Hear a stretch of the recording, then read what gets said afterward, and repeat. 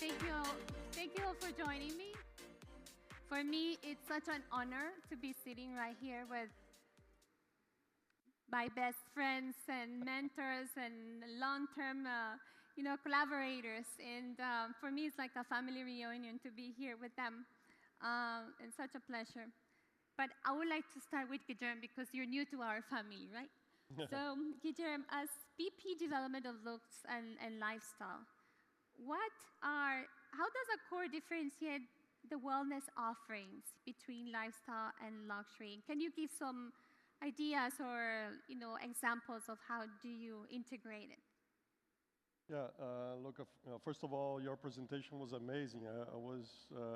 It's incredible to see how these spas are becoming more and more holistic, right? And touching all the aspects of our lives, which is great. Yeah, first of all, from development perspective, very important to say that whenever we do a luxury or lifestyle hotel in a urban location or a leisure destination, together with F&B, we always I think it's always the first thing you think about is the spa, right? Where is the restaurants and bars and where you have to have a spa, right? And it has to have a very good spa. And no doubt, you start developing the spa looking at your brand standards, but also looking at the competition. You cannot offer anything less than the competition already does, right? And the competition is getting like that, like you showed, right?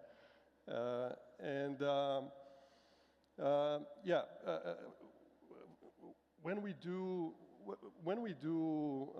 resorts or urban hotels, we need to look. I like the way to think about wellness as activities that will connect with yourself, right? So probably meditation, yoga, also reiki or other activities that you do for yourself.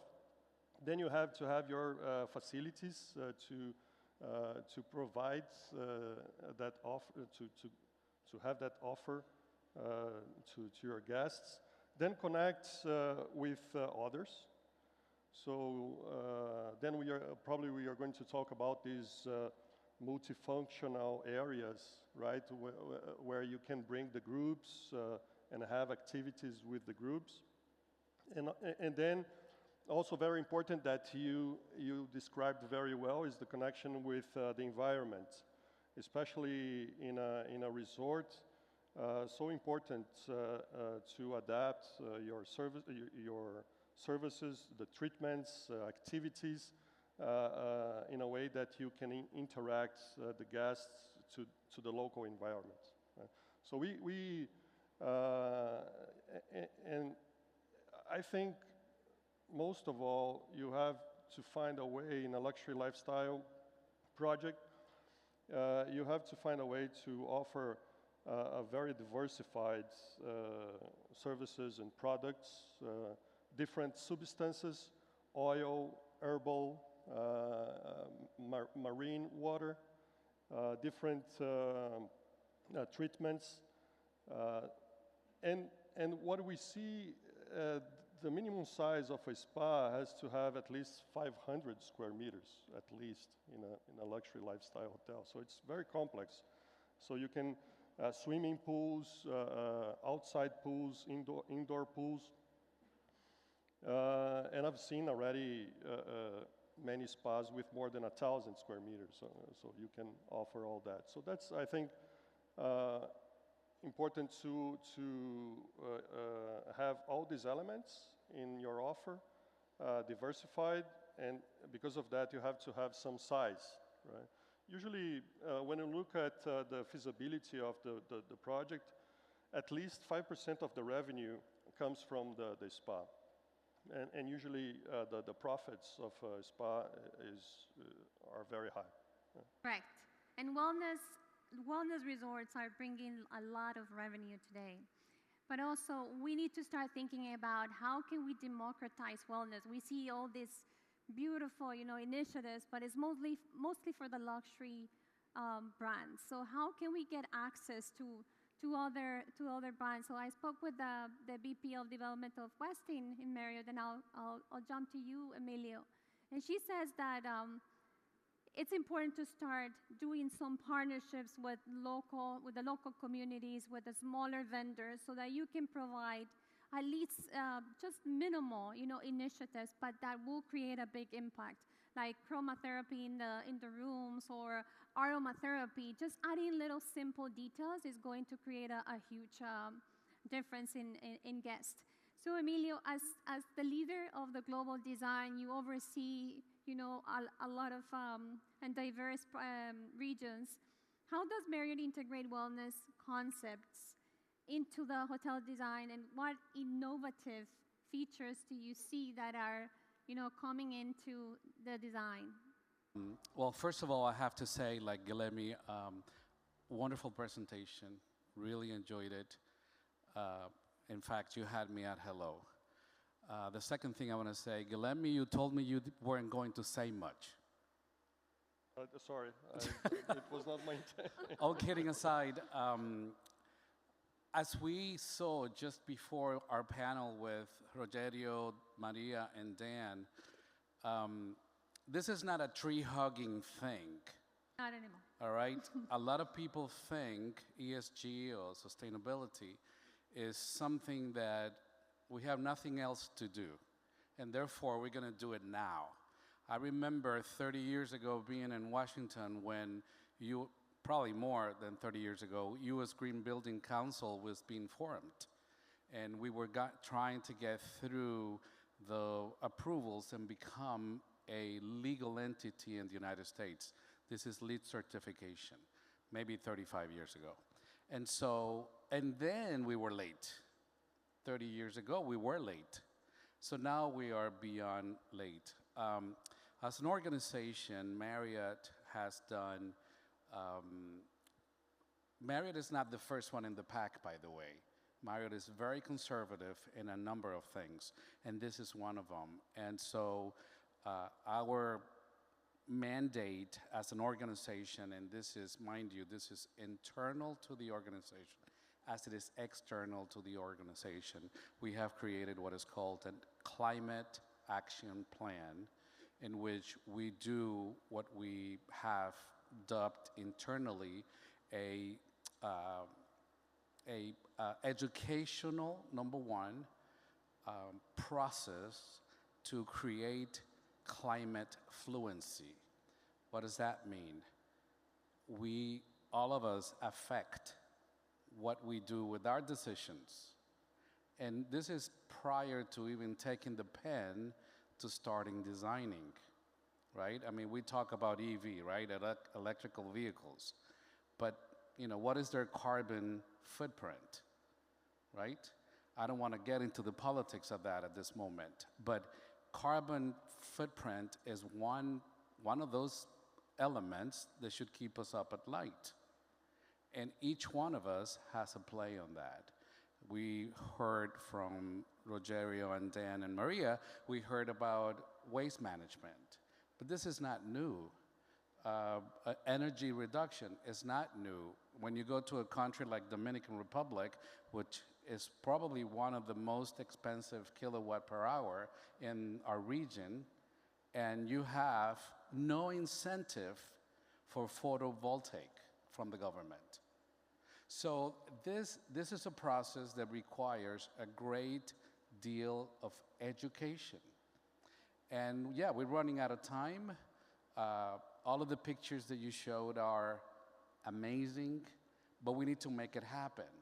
Now, we need to be able to educate now the external audience, meaning owners, investors, and Rogerio has been doing an amazing job in the last 20 years. Since I used to have hair, he's been at it. And I appreciate a lot most of what he has been doing, and he and I talk a lot about this. This is something, it depends on each and every one of us. I mean, Marriott can have the biggest, best programs out there, but owners have to be on board. Designers have to be on board. And yesterday we talked about a recommended consultant program. This is a process that we have at Marriott where we pre-select designers, architects, master planners, ocean engineers, you name it. As much as we do F&B, project management, as much as we do spa designers, we also do the entire roster of entities that will be involved in a design of any destination from day one. And this, in our mind, is the only way we can support this goal, right? Now, we are looking at 2030 as reduction of carbon by 2030 at about 50%. 2050, the intent is 100% reduction of carbon footprint. Now, it sounds fantastic. Now, the question is, how are we going to do it? How we do it, yeah. And so having people like yourselves, having this panel, bringing this information to everyone in this room is just a little drop in the whole bucket. So thank you for the opportunity. Thank you, Emilio. And I think what you just said is really important to understand that climate changes and everything that's happening with ESG is directly related to wellness, as you could see. I mean, you know, the built environment, as I said, determines 85% of our health. Yeah. So it's really important to take that into consideration, and we as designers have a lot of responsibility to do that, right? So Marco, you oversee a ton of diverse projects around the world because it's not just Latin America. So how do we implement climate adaptive design in your master plans? And can you give us some examples of success examples? Thank you so much for the opportunity to be with you guys today. I mean, this is an amazing panel. Love you, Emilio and Anita. Can you hear him well? Can you hear me well? Okay.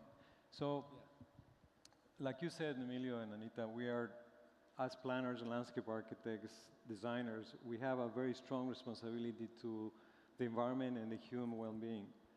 Wellness is here to stay. It started even before the pandemic. We looked at things and trends of people really thinking about how to live carefully, how to exercise, how to have a healthy living. So when we do design, even with the master planning process, we're not just looking at, let's put 20 units here and a golf course over there. We look at a holistic thinking about the environment that we're going to be at, the topography, the vegetation, very detailed analysis nowadays.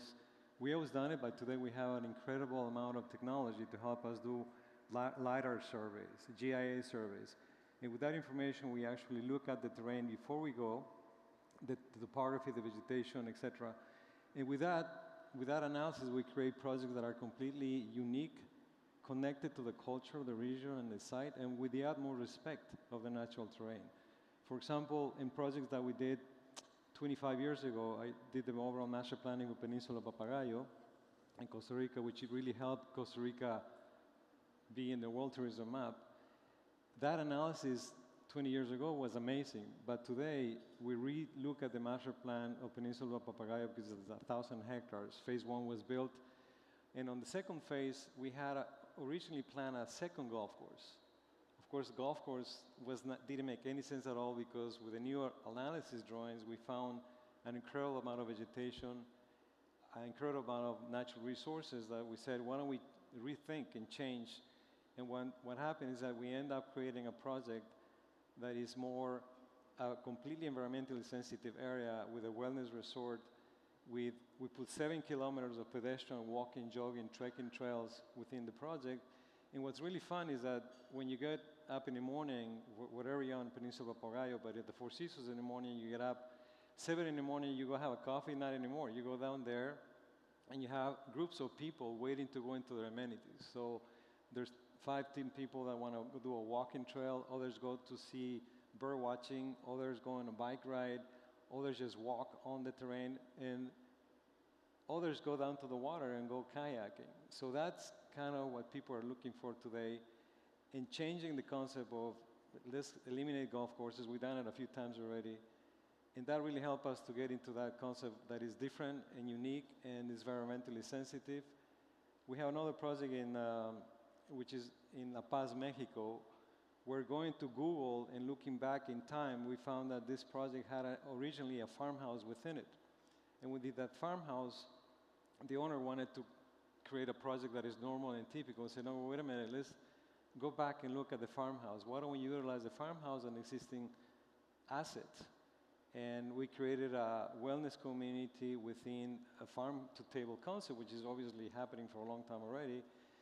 But without destroying and eliminating that, we put all the amenities and projects and roadways and buildings within the natural terrain, maintaining 80% of natural terrain with these wellness concepts. So that was a very unique idea. So that's how we start with the big thinking of master planning, rather than just saying, okay, the owner wants us to do 5 buildings, a golf course, put it on the ground. We think carefully about a very thoughtful project to do a wellness-related design. Amazing, Marcos. And Ana, I'd like to interject, because as you know, but maybe most people here don't know, we have worked together in a lot of projects in the last 20 years. And there's one component, and that is the social component, that we normally don't talk much about. I know a few of us do, but, and this is important for the owners too, to hear the importance that the social effect that our work produces in the region where we are doing the work. That's also a pillar of the design and the process. It's the foundation. Right now, social connection is the foundation for longevity, and we need to come up with beautiful spaces to engage and to foster interaction. And right now, with the Gen Zs and the Alphas that are bringing a lot of consciousness to travel and tourism, how do you see hospitality industry evolving to meet the demands of wellness and well-being programming for these future generations? And this is a question for all of you. Maybe we'll start with you, Guillermo. Yeah, maybe what I could add here, still in line with we were talking about, we were talking before. It's so important to have this partnership with vendors in a resort that we are developing now. The owners have this concern about having a menu of the restaurants that is really in line with the vendors of the local community, in a way that you can create this relationship with local community, have food that is not processed, that is very natural, which tend to be healthier. And at the same time, you give, by doing that, you give guests the chance to connect with the local community. Sometimes visit the local community, go there, talk to them, and know more about different regions and people and cultures. I think this is part of, this is an important part of well-being. Again, I was talking about, I briefly talked about the feasibility of a spa. Usually we say that it's around 5% of the revenue of the hotel, of the resort, but in reality, it's probably one of the main demand generators of a resort. And it's the best way of extending the stay of the guests. So, the spa will generate a lot of revenues to the rooms, to the F&B, and so on. And you can only be a demand generator if you are authentic, if you are innovative. Like you were saying, we need to explain, make sure that owners understand all these benefits that this spa can bring, and also very related to the image, the reputation of the hotel, the resort. When we have to sell this image, this reputation, the guests need to be convinced that it's authentic, it's real, and it's innovative, and really helps to preserve the community and the environment. We run out of time, but let's Oh. Flora, can we, yeah, let's wrap it up. Close. No, but I think it's good to just simple words Well, of I how. can say very quickly, Yes. I measure a lot of what we do with my family, with my kids, who are now, as you know, Anna, you know them all, adults. And I see how they plan their trip, where they're going, what they're doing.